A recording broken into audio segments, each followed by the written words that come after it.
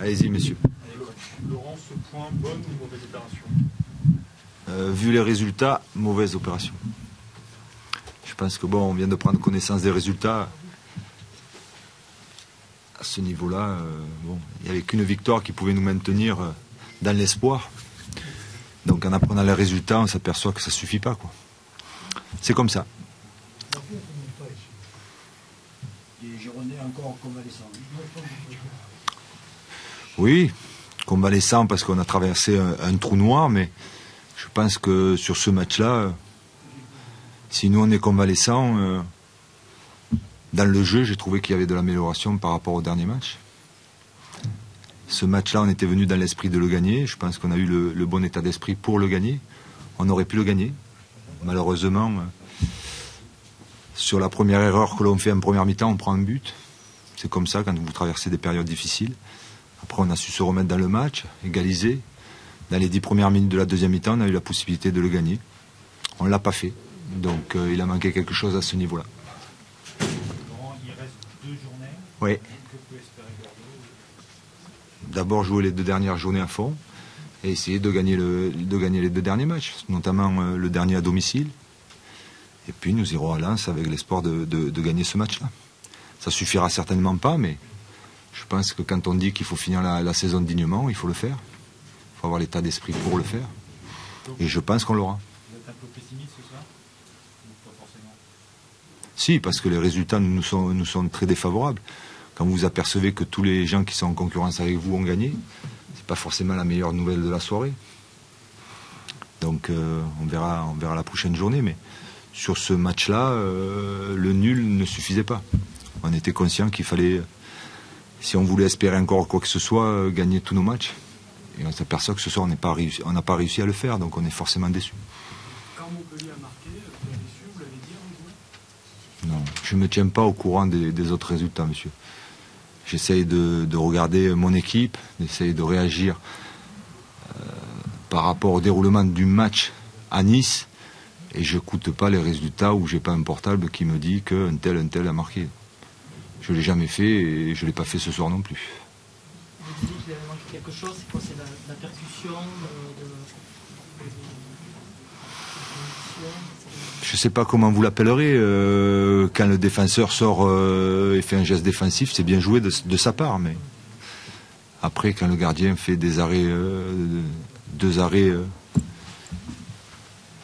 très beaux arrêts, c'est du talent aussi, quoi. Hein. Les adversaires jouent avec leur qualité. Je crois que on aurait pu gagner ce match-là, puisqu'on avait l'intention, même à 1-1, de faire du jeu, d'avoir le ballon. On l'a eu ce soir. C'est pour ça que je disais que dans le jeu, il y a une nette amélioration. Le seul problème, c'est que cette amélioration arrive trop tard. À mon sens. Et là, vous ne visez que la Ligue Europa. Oui. L'enseignement de la soirée, c'est ça? Entre autres, oui. C'est une grosse déception de dire adieu à la Ligue des Champions? Oui, parce que quand on y a goûté, comme on y a goûté cette année, on a envie d'y revenir. Mais je crois que le problème, c'est qu'il y a 4-5 clubs qui pouvaient, cette année, qui peuvent toujours y goûter. Et qu'il faut reconnaître que dans cette fin de saison, ils obtiennent de meilleurs résultats que Bordeaux. Donc c'est un constat amer, mais c'est un constat réaliste. Et ne pas être européen, c'est une catastrophe. On n'en est pas encore là, monsieur, quand même. Donc permettez-moi de pouvoir penser qu'on peut être européen à la fin de la saison. Laurent, Messieurs. Marseille sera peut-être champion ce soir. C'est quoi? C'est la Pape Deschamps, vous qui le connaissez bien? Certainement que Didier y a contribué, certainement. Je crois que l'anomalie pour Marseille, c'était de ne pas avoir gagné des titres pendant 17 ans. Le fait qu'ils en gagnent, je dis pas que c'est logique parce que c'est difficile de gagner des titres, mais je crois que Marseille s'est donné les moyens pour justement gagner des titres. Il s'était donné les moyens il y a plusieurs années qu'ils se donnaient les moyens de le faire. Ils n'y sont jamais arrivés, et puis certainement que l'apport de Didier a fait en sorte que dans son recrutement, dans sa deuxième partie de saison notamment, il a certainement trouvé son équilibre. Et ils ont fait un parcours qui me rappelle le parcours de Bordeaux l'année dernière. Voilà, messieurs, au revoir.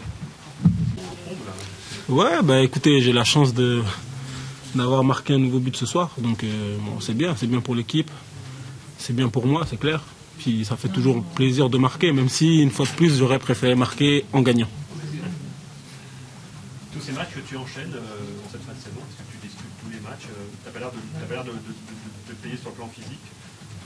Non, écoutez, fin décembre, j'avais une préparation pour la CAN avec la sélection ivoirienne qui était vraiment très intéressante.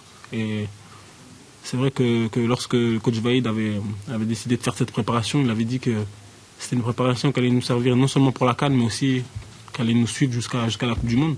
Donc c'est vrai que depuis mon retour de la CAN, je bénéficie un peu de cette préparation pour être bien physiquement. Et puis faut aussi dire que je fais aussi beaucoup d'efforts en dehors du terrain pour récupérer un maximum. En tout cas, tu dois goûter à cette fin de saison avec un plaisir particulier parce que la première partie de saison fut beaucoup moins évidente pour toi. Tu étais en panne de temps de jeu souvent, tu en as souffert. Donc là, tu peux savourer un petit peu plus. Ouais, c'est clair. Comme tout joueur de foot, quand il joue pas, il est toujours dans une période difficile. C'est toujours très difficile pour un joueur de ne pas jouer. Moi, je suis un compétiteur, j'ai toujours envie de jouer. Tous les samedis, tous les 3 jours, même s'il y avait des matchs, je voudrais tous les jouer. Donc c'est vrai que la première partie de saison pour moi elle a été très difficile à vivre, même si je ne l'ai pas forcément montré sur le plan extérieur. Donc. Après ça fait partie du jeu, moi je savais que j'allais avoir ma chance, je savais que j'allais revenir. Donc j'ai vraiment tout fait aux entraînements pour revenir le plus rapidement possible et le mieux possible. Donc aujourd'hui je pense que je paye tous les efforts que j'ai fait aux entraînements pour regagner ma place. Et c'est pas mal en vue de la Coupe du Monde tout ça aussi. Ben ouais, en plus c'est vrai que là on a un nouveau sélectionneur. Donc qui nouveau sélectionneur dit que tous les joueurs repartent à zéro. Donc c'est vrai que les performances en club vont être très importantes pour effectivement aller pour être sélectionné pour aller au mondial. Quand on sait que la concurrence elle est rude, surtout au milieu de terrain dans notre équipe nationale, je pense que tous les points sont à prendre pour moi. Alors il reste 2 matchs, qu'est-ce que tu souhaites pour le lycée Nice quand des points, quand des buts pour toi? Bah, tout d'abord, on s'est fixé un objectif au niveau points. C'était pour les 4 derniers matchs. Donc c'était fixé un objectif de 7 points. Pour l'instant, on en a 2. Donc c'est vrai que moi, mon souhait, ce serait qu'on atteigne cet objectif. Quand le nouveau staff était arrivé, on s'était fixé un objectif de 14 points. On avait réussi à l'atteindre. Donc ce serait bien que même ce deuxième objectif-là, on arrive à l'atteindre. Donc moi, je souhaite vraiment qu'on gagne les 2 derniers matchs qui nous restent. On va jouer dans 3 jours à nouveau chez Antonetti. Ouais, ben il est un peu dans une période difficile en ce moment. Je sais que ça fait pas mal de temps qu'ils n'ont pas gagné. Alors qu'à un certain moment, ils étaient pas loin des 6 premiers, donc ils espéraient un peu. Et nous, on va aller là-bas avec l'intention de gagner, hein, c'est clair. Puis c'est clair que lui, il va nous recevoir aussi avec l'intention de nous battre. Donc ça va être un bon match. Maintenant, je pense que dans l'équipe, il y a pas mal de joueurs qui souhaiteraient aller gagner à Rennes. Ben, c'est un plaisir toujours de gagner contre soit ses anciens partenaires, soit ses anciens entraîneurs. Donc ce sera encore un plaisir pour nous. Ils étaient venus arracher le match nul à l'aller. Donc on espère qu'on ira faire quelque chose là-bas. Et puis moi, qui suis nantais, quand j'étais à Nantes, c'était le derby. Donc même si aujourd'hui je suis plus à Nantes, ça reste toujours une équipe que j'ai envie de battre. Merci. Bonne soirée. Point de regret, je pense pas. Je crois que le nul est quand même assez logique, assez équitable. On a rencontré une très belle équipe de Bordeaux qui a bien maîtrisé son sujet, qui a eu le monopole du jeu et du ballon. Bon, on le savait, de toute façon, on a été nous très disciplinés, très rigoureux. On ne s'est pas créé beaucoup de situations, mais ça a fait mouche une fois et ça aurait pu le faire en deuxième mi-temps. Quelques émotions pour votre sortie l'avant-dernière? Ouais, toujours, ouais, bien sûr, mais j'essaie de profiter au maximum de ces instants. On sait aussi qu'aujourd'hui nos supporters vivent des moments difficiles et on est à fond derrière eux. Nous on les lâchera pas et on a vu ce soir qu'ils étaient bien remontés et nous on aime les voir comme ça. En leur honneur, vous portiez un brassard? Je portais le brassard de capitaine, tout simplement. Retournez.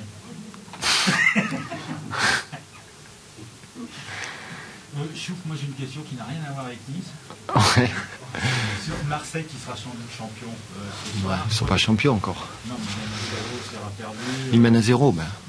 Toi qui as bien connu ce club, Ouais. tu as fait ce rendez-vous, t'en penses quoi, Marseille champion, c'est logique au début de la saison? Ouais, c'est logique, oui. Je crois que c'est l'équipe qui aura été peut-être la plus régulière au vu de ce championnat, notamment dans la deuxième partie, qui a su être solide, qui a mis tous les atouts de son côté, et puis surtout qui a réussi enfin à gagner un titre. Donc ça a dû certainement énormément les libérer. C'est quand même un sacré clin d'œil que le dernier à avoir été champion avec cette équipe-là, c'était Didier Deschamps. Et ce soir, il a l'opportunité d'être une nouvelle fois champion, donc c'est quand même quelque chose de grand. Et bon, ça fait 18 ans, je crois, donc on leur souhaite bien sûr qu'ils soient champions.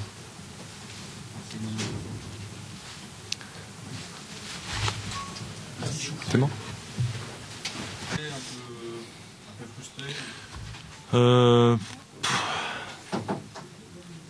Sentiment un peu contrasté dans le sens que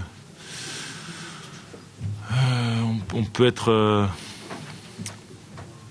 satisfait en fait de la production des joueurs, des efforts qui ont été fournis, du plan de jeu qui a été respecté. Après, c'est vrai que quand je vois toute cette débauche d'énergie, je crois qu'on aurait peut-être mérité d'avoir un petit coup de pouce du destin. Alors quand je dis coup de pouce du destin, ça veut dire qu'effectivement on n'a pas été supérieur à cette équipe bordelaise.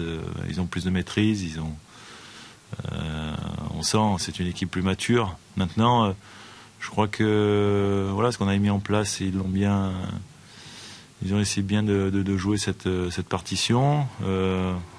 Et c'est vrai qu'il a fallu, ça s'est joué à peu de choses, sachant qu'on marque un beau but sur une action et qu'on aurait pu marquer en fin de match ou en début de seconde période, et que malheureusement on prend un but nous sur un coup de pied arrêté. Même si après dans le match ils auraient peut-être eu l'occasion une ou deux fois de nous mettre hors de position et de nous marquer un autre but, mais bon. Mais dans l'ensemble c'est un très bon match, je suis vraiment satisfait de la production des garçons. Et puis nous on n'a pas trop l'habitude de jouer tous les 3 jours, donc c'est aussi une donnée qui est pas neutre. Donc voilà, c'est intéressant quand même l'esprit. Vous avez changé pas mal de dispositifs par rapport au match précédent. C'était un plan anti-Bordeaux.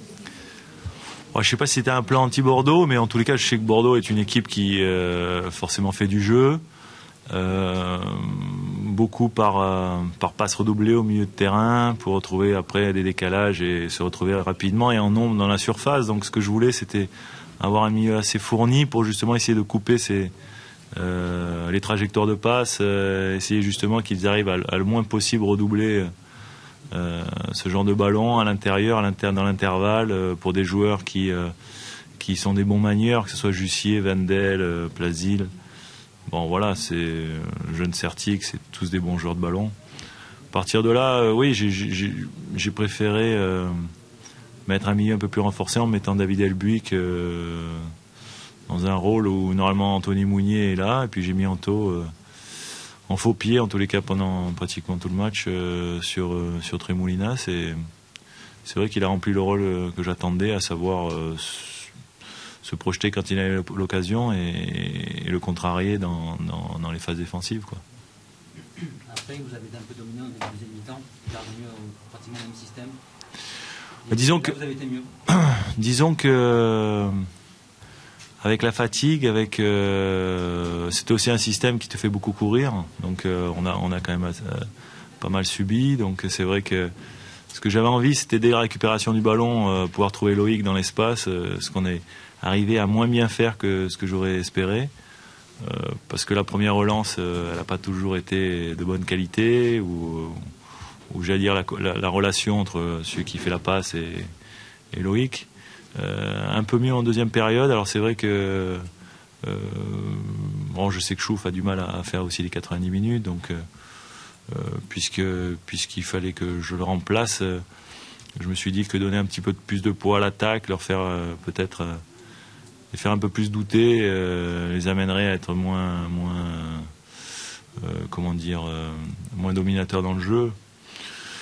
par intermittence, ça a marché. Après, voilà, on a eu une bonne période en début de seconde période où Loïc a cette belle occasion, et après vers la fin du match où Anthony a remis un peu le feu quand il était côté gauche là, et qu'il y a eu cette grosse occasion pour Eric Moulongui. Donc voilà. Après, je sais pas, il y a eu un penalty je sais pas s'il y a penalty, pas penalty, mais bon. Voilà, bon, ça c'est les aléas d'un match. Ça vous fait toujours qu'une défaite en 9 matchs. Vous êtes arrivé, Ouais, c'est intéressant. Ce qui est dommage, c'est toujours pareil. Après, bon, on revient jamais, mais c'est certainement les 2 points de Boulogne qui nous manquent, quoi. Parce que c'est vrai qu'avec 2 points de plus et 3 buts en moins, le bilan serait vraiment bon. Et c'est vrai que j'avais dit aux joueurs que ce match-là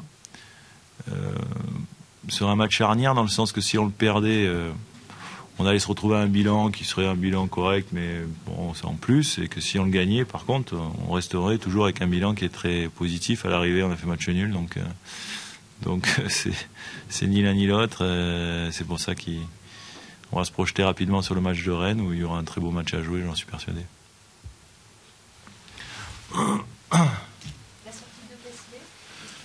La sortie de Greg, parce que bon, déjà il avait été blessé à Boulogne, où il s'était fait un peu ouvrir sur la cheville, enfin presque sur le coup de pied plutôt.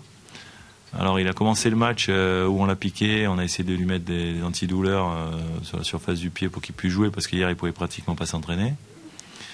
Donc il a serré les dents, et puis après je crois qu'il a pris un gros choc sur le tibia. Alors maintenant il a le tibia entaillé, donc à l'arrivée ça lui faisait un peu beaucoup, et c'est vrai que bon, c'est aussi les aléas qui fait que j'ai été obligé de mettre